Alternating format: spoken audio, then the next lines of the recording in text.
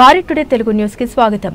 Jaggareddy Telangana assembly ఎన్నికలకు 3 ఏళ్లు ఉంది. అన్ని రాజకీయ పార్టీలు అంతర్గత విషయాలు ఉంటాయి. వారం నుండి కవిత రాసిన లేఖల గురించి చర్చ జరుగుతుంది. కేసీఆర్ కుటుంబంలో లేఖల కలకలం నడుస్తుంది. ఏదో జరుగుతుందని చర్చ నడిచింది. కవిత ఎపిసోడ్ పై రకరకాల వార్తలు వస్తున్నాయి. కవిత కొత్త పార్టీ అనే చర్చ నడుస్తుంది. తెలంగాణ రాజకీయాల్లో కాంగ్రెస్ బలంగానే ఉంటుంది. రాష్ట్ర విభజన తర్వాత కేసీఆర్ కి 10 ఏళ్ల అవకాశం ఇచ్చారు. తర్వాత కాంగ్రెస్ కి ఇచ్చారు.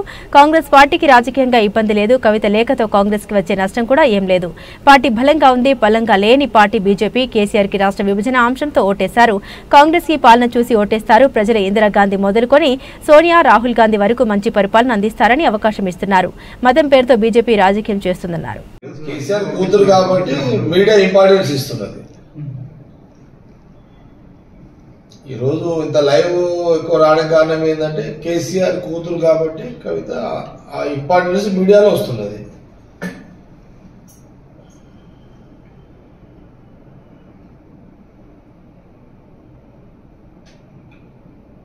ఒక కుటుంబం ఒక ప్రాంతీయ పార్టీ నడుస్తుంది కాబట్టి చర్చకు దారి తీస్తున్నది. ఒక కుటుంబం ప్రాంతీయ పార్టీ నడిపిస్తుంది కాబట్టి ఈ చర్చకు దారి తీస్తున్నది.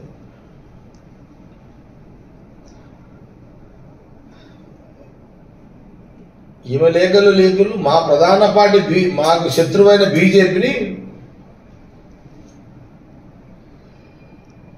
బలాన్ని పెంచడానికి వాళ్ళ కార్యకర్త నాయకులను కన్ఫ్యూజ్ చేస్తున్నారు అనేది నా అభిప్రాయం.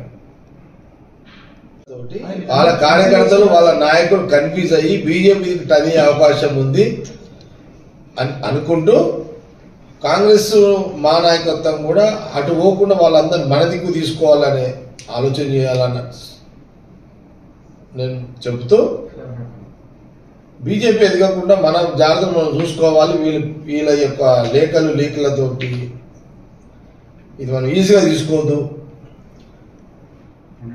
ఇప్పుడు వాళ్ళు గొడవడం వల్లనే ఇప్పుడు కవిత ఇదేదో రాజకీయాలు అన్నిటి చెప్తుంది, అది ఏదో చేస్తుంది కాదు, ఏం చేయలేదు, ఏమవుతుంది, ఏం కాదు, నాకు తెలుసు కదా, ఏం కాదు. కవిత ఏదో రాష్ట్ర రాజకీయాలు తిప్పేస్తుంది కాదు.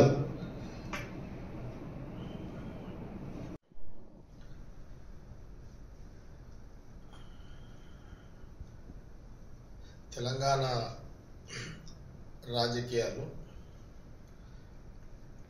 ఎన్నికలు, అసెంబ్లీ ఎన్నికలు ఇంకా దాదాపు మనకు ఇంకొక 5 నెలలు గడిస్తే 3 సంవత్సరాలు అంటే 3.5 ఏళ్ళు ఉంది. ఇంకా మనకు 3.5 సంవత్సరాలు అసెంబ్లీ ఎన్నికల సమయం ఉంది.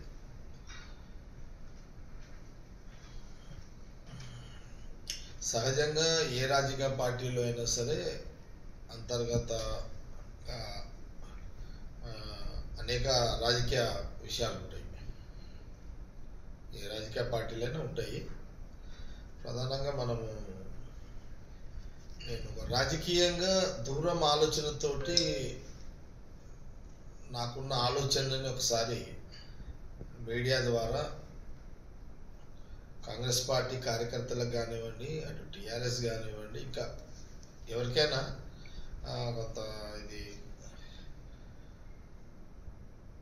కొంత ఆలోచన చేసే యొక్క విధంగా ఉంటుందని నా అభిప్రాయం.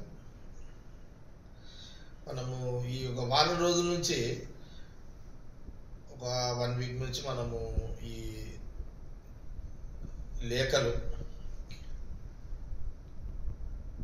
రాజకీయ లేఖలు, బీఆర్ఎస్ పార్టీకి సంబంధించి లేఖలు, కేసీఆర్ కుటుంబంలో లేఖల కలకలం, కుటుంబంలో కలకలం, దాని మీద వివరణలు, దాని మీద ఒక చర్చ,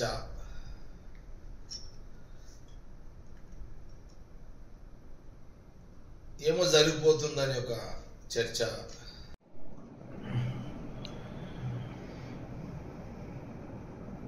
అంటే నా ఆలోచన ఏంటంటే వీళ్ళు కొట్లాడుతూ అందులో కార్యకర్తల నాయకులు బీజేపీ దిక్కు పోకుండా మన దిక్కు మలుచుకునే ప్రయత్నం మనం చేసుకోవాలి.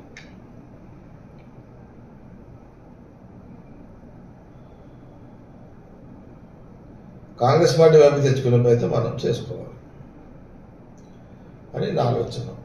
నేను ఇది కూడా నేను సమయ సందర్భం వచ్చినప్పుడు సీఎం రేవంత్ రెడ్డి గారితో పిసిసి ప్రెసిడెంట్ మహేష్ గారితో కూడా మాట్లాడతాను. నా ఆలోచనలు షేర్ చేస్తా. ఇప్పుడు మీడియా ద్వారా ఎట్లా వస్తుంది అనుకోని నేను మళ్ళీ ఇంకా మీడియాకి చెప్పని కొన్ని విషయాలు నేను ఇన్ఛార్జ్ నటరాజన్ గారితో కానీ లేకపోతే సీఎం రేవంత్ రెడ్డి గారితో అట్లనే మీ మహేష్ గౌడ్ పిసిసి ప్రెసిడెంట్ గారితో వారితో కూడా నేను నాకున్న ఆలోచనలు వారి దృష్టికి తీసుకెళ్తాను. కవిత ఎపిసోడ్ ఇవన్నీ మనము ఈ వారం రోజుల నుంచి మీడియాలో జరుగుతున్నటువంటి రాజకీయ కథలు,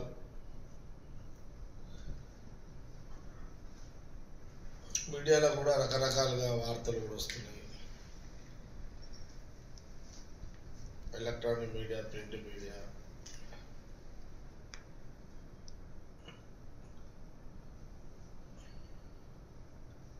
కొత్త పార్టీలు అనే ఒక చర్చ, ఈ రకమైన చర్చ జరుగుతుంది ఈ వారం రోజుల నుంచి మీడియాలో. తెలంగాణ రాజకీయాల్లో ఆనాటి నుంచి ఈనాటి వరకు భవిష్యత్తులో కూడా కాంగ్రెస్ పార్టీ బలంగానే ఉంటుంది రాజకీయంగా. స్వాతంత్రం వచ్చిన కాడి నుంచి స్టిల్ ఈ రోజు వరకు రాష్ట్ర విభజన తర్వాత 10 సంవత్సరాలు ప్రజలు కేసీఆర్కి అవకాశం ఇచ్చారు. 10 ఏళ్ల తర్వాత కాంగ్రెస్ పార్టీకి అవకాశం ఇచ్చారు. ఇప్పుడు కాంగ్రెస్ పార్టీ ముఖ్యమంత్రి రేవంత్ రెడ్డి, ఇది జగమెరిగిన సత్యం. ఇప్పుడు కాంగ్రెస్ పార్టీకి, కాంగ్రెస్ గవర్నమెంట్కి రాజకీయంగా ఎలాంటి ఇబ్బంది లేదు. ఈ లేఖలతోటి, కవిత లేఖలతోటి కూడా కాంగ్రెస్ పార్టీకి వచ్చే రాజకీయంగా కాంగ్రెస్ పార్టీకి ఎక్కడ కూడా నష్టం వచ్చేది లేదు ప్రస్తుత పరిస్థితుల్లో.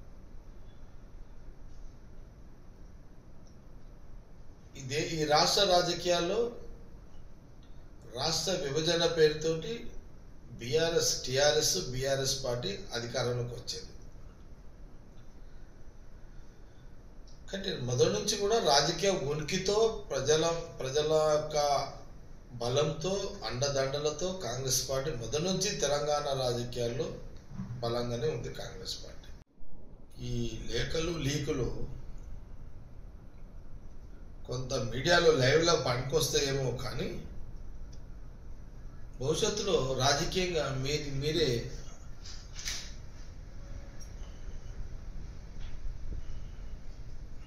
రాజకీయ ఆత్మహత్య చేసుకుంటూ బీజేపీని పెంచుతున్నట్టుగానే నాకు వచ్చినటువంటి అనుమానం.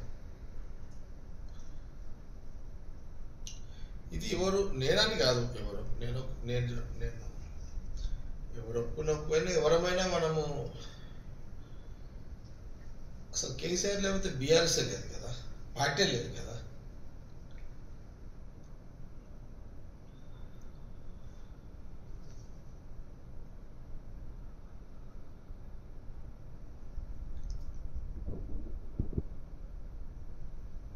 అందుకే కేసీఆర్ దేవుడు అంటూనే కేసీఆర్ కొంప ముంచుతున్నది. మా బదాలు ఏంటంటే మీ కొంప ముంచుకోండి, కానీ మా జాతీయ రాజకీయాల్లో నుంచి మొదలుకుంటే రాహుల్ గాంధీ గారు, వారి కుటుంబము, ఈరోజు రాష్ట్రం వరకు వారి నాయకత్వంలో మేము ఎప్పుడు కూడా బీజేపీకి వ్యతిరేకం.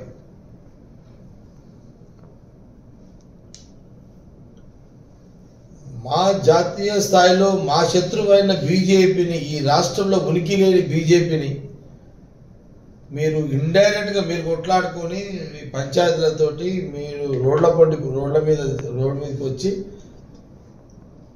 మీరు బీజేపీని వాళ్ళకు కొంత లేని రాజకీయ బలాన్నిచ్చే యొక్క పరిస్థితులు ఈ లేఖలు, ఈ లీకులు.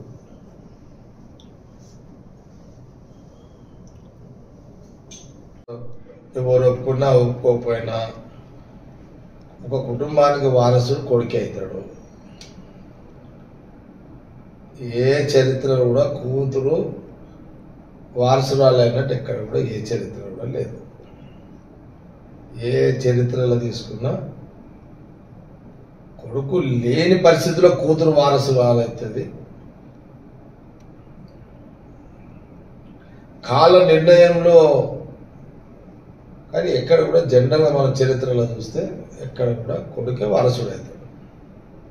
కానీ నా ప్రాబ్లం నా ఆలోచన ఏంటంటే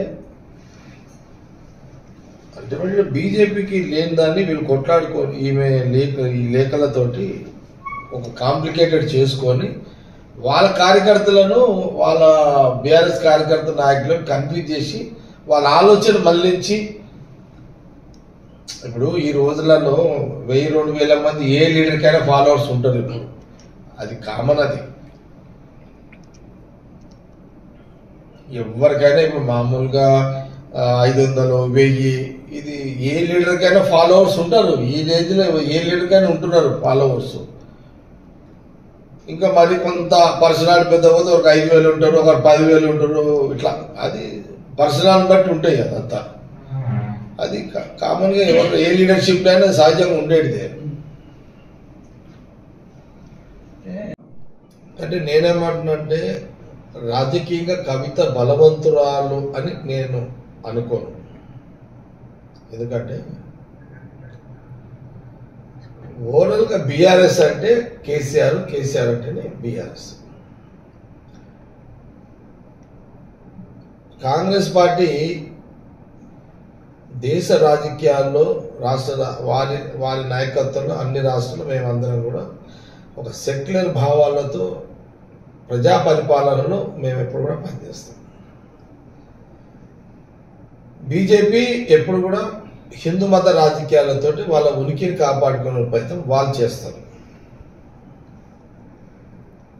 కాంగ్రెస్ తర్వాత రాష్ట్ర రాజకీయాల్లో ప్రాంతీయ పార్టీగా బీఆర్ఎస్ కూడా సెక్యులర్ భావాలతోనే ఉంటుంది.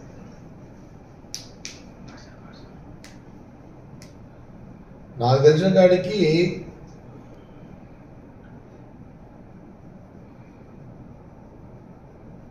కేసీఆర్ రాజకీయాల్లో ఉన్నంత కాలం ఆయన ఉనికి ఉంటుంది, కానీ కుటుంబం యొక్క ఉనికి ఉండదు అనేది నా అభిప్రాయం. ఈరోజు నేను ఈ చర్చ చేయడానికి కారణం కూడా ఏంటంటే వీళ్ళు కేసీఆర్ యొక్క కుటుంబము ఎవరిది వాళ్ళే పొలిటికల్ పర్సనల్గా ఊహించుకొని తండ్రి మీద దండయాత్ర చేస్తూ బీజేపీ పార్టీని వాళ్ళు కొంప ముంచుకుంటూ బీజేపీని పెంచి పోషించే రాజకీయంగా పెంచే విధంగా ఈ యొక్క వీళ్ళ పరివర్తన ఉంది. కాబట్టి కాంగ్రెస్ పార్టీకి శత్రువు అయిన బీజేపీ బలంగా లేదు, రాజకీయంగా బలంగా లేదు. తెలంగాణ రాజకీయాల్లో లేని బలాన్ని కవిత లేఖల లీకులతోటి ఈ జనాలకు ఏమొస్తుంది, బయట ఏమనుకుంటారు, వాళ్ళ ఓటర్స్ బీఆర్ఎస్ ఓటర్స్ కానీ బీజేపీ కార్యకర్తలు ఏమనుకుంటారు, సరే ఇక వీళ్ళు ఇళ్ళ పంచాయతీ నడుస్తున్నది, సరే కాంగ్రెస్ లాంటి ఆల్రెడీ ఆడ ఎక్కువ లీడర్షిప్ ఉంటుంది, ఆడ అవకాశాలు ఉన్నాయి, బీజేపీకి పోదామని వాళ్ళ బీఆర్ఎస్ కార్యకర్తలు వాళ్ళ నాయకులు అనుకొని అటు దిక్కు పోయే ప్రమాదం ఉంటుంది. అట్లా బీజేపీకి ఎదుగుదల వచ్చే అవకాశం ఉంటుంది అనే ఆలోచనలో నేను మాకు వచ్చే మా నష్టం ఏంటంటే మాకు నష్టం కాదు, వీళ్ళు వాళ్ళ ఇంటి పంచాయతీని బీజేపీకి ఉపయోగపడే విధంగా ఉంటుంది, వీళ్ళు పంచాయతీ చేసుకుంటూ పోతుంటాయి అనేది అంతే కదా. వాళ్ళ కార్యకర్తలు నాయకులు డిస్టర్బ్ అవుతారు కదా, బీఆర్ఎస్ కార్యకర్తలు నాయకులు డిస్టర్బ్ అయ్యి వీళ్ళు కొట్లాడుకుంటున్నారు, వీళ్ళంతా ఏది పంచాయతీ అనేది మనకు అని వాళ్ళు మాకు కొంపలు మూస్తారని వాళ్ళు అనుకొని వాళ్ళ కార్యకర్తలు లీడర్స్ అనుకొని బీజేపీకి పోదాము టైం చూసుకొని అనే ఒక పరిస్థితులు వస్తాయి అన్నమాట. వీళ్ళు ఆనాటి నుంచి ఈనాటి వరకు తెలంగాణ ప్రజలు పరిపాలన పరంగానే కాంగ్రెస్ పార్టీకి పట్టంగా అధికారం ఇచ్చే ఒక సాంప్రదాయం ఉంది రాజకీయాల్లో. మనము ఆనాటి మహాత్మా గాంధీ నెహ్రూ కాలం వదిలేస్తే ఇందిరాగాంధీ కాలం నుంచి కూడా మరి ఆనాడు ఇందిరాగాంధీ కానివ్వండి, తర్వాత రాజీవ్ గాంధీ గారు కానివ్వండి, తర్వాత సోనియా గాంధీ గారు, ఇప్పుడు ప్రజెంట్ రాహుల్ గాంధీ గారు. పరిపాలన, కాంగ్రెస్ పార్టీ పరిపాలన పరంగా ఎప్పుడు మంచి పరిపాలన అందిస్తేనే ఒక పరిపాలన పరంగానే కాంగ్రెస్ పార్టీకి అధికారం ఇవ్వడం జరుగుతుంది. ప్రజలు, దేశ ప్రజలు, రాష్ట్ర ప్రజలు. పరిస్థితులు మతం యొక్క మతం పేరు మీద, మతం సెంటిమెంట్ మీద, హిందూ సెంటిమెంట్ మీదనే బీజేపీ రాజకీయాలు చేస్తుంది. ఆనాటి నుంచి ఈనాటి వరకు అధికారం కూడా వాళ్ళకి అట్లనే వస్తుంది. ప్రజలకు పరిపాలన అందించేదంటే సక్సెస్ఫుల్గా రాజకీయ పార్టీగా కాంగ్రెస్కు అధికారం ఇస్తున్నారు. ఎప్పుడైనా ఉద్యమంలో ప్రాధాన్యత తీసుకుని రాష్ట్ర విభజన కారకులేరు కాబట్టి కేసీఆర్కి అవకాశం ఇచ్చారు. హిందూ మతం పేరు మీద దేశ రాజకీయాలు మోడీకి ఇచ్చారు, కానీ రాష్ట్రంలో ప్రజలు మోడీ ఇక్కడ బీజేపీకి అవకాశం ఇప్పటివరకు రాలే. నిజం చెప్పాలంటే ఇప్పుడున్న సిచ్యువేషన్లో రాజకీయంగా ఈ రాష్ట్రంలో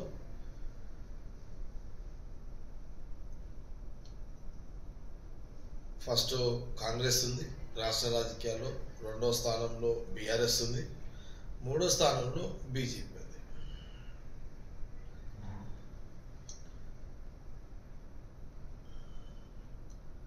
రాష్ట్ర రాజకీయాల్లో, దేశ రాజకీయాల్లో కమ్యూనిస్టులు ఉన్నారు, సిపిఐ ఉన్నారు, కానీ వాళ్ళు పరిపాలనతో అవకాశాలు వాళ్ళకు వచ్చే అవకాశాలు లేదు. అప్పుడు లేవు, ఇప్పుడు లేవు. రాజకీయ పార్టీగా వాళ్ళ ఉనికి, వాళ్ళ కార్యకర్తలు వాళ్ళకు ఉన్నారు. కేసీఆర్ అనుకుంటూ పిల్లలు దారి తప్పినట్టున్నారు అనుకోవచ్చు. మళ్ళా పిల్లలు దారి తప్పినట్టున్నారు అని కేసీఆర్ గారు బహుశా అనుకోవచ్చు. సరే అనుకుంటారని నేను అనుకుంటున్నా, దారి తప్పవచ్చు. నేనేమంటున్నాంటే కాంగ్రెస్ వర్సెస్ బీఆర్ఎస్ ఉన్నప్పుడు బీజేపీకి ఎందుకు మీరు స్పేస్ ఇస్తున్నారు, రాజకీయంగా ఎందుకు మీరు స్పేస్ ఇస్తున్నారు అని నేను అక్కడి కాంగ్రెస్ బీఆర్ఎస్ నడుస్తూనే ఉంది. మీరు తెలంగాణ రాజకీయాల్లో ఉనికి, బీజేపీ లీడర్షిప్ ఉనికి లేదు. అలాంటి పార్టీకి మీరు ఎందుకు మీరు ఇంట్లో గొడవడి అది మీ కార్యకర్తల వృద్ధి, మీ కార్యకర్తలు డిస్టర్బ్ అయ్యి మళ్ళీ అటు బీజేపీకి పోదామని ఆలోచన మీరు ఎందుకు కలిగిస్తున్నారు? అవసరమా అనేది నా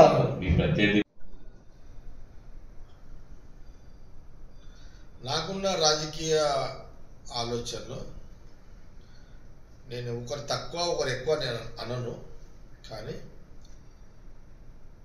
ఎవరిది వాళ్ళు నేనేదో అని ఫీల్ అయితే మటుకైతే అది మంచిది కాదు అన్న సలహా. ఎవరు ఒప్పుకున్నా ఎవరు ఒప్పుకోకపోయినా కేసీఆర్